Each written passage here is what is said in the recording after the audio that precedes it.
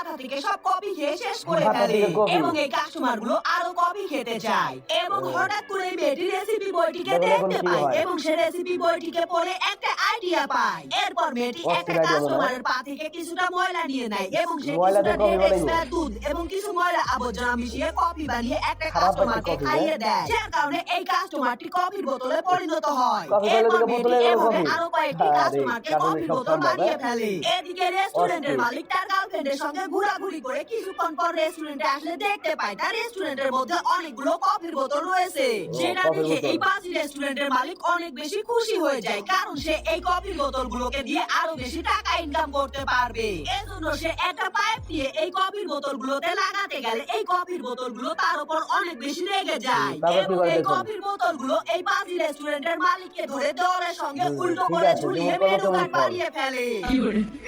Recipe menu, ঠিক আছে, ওকে।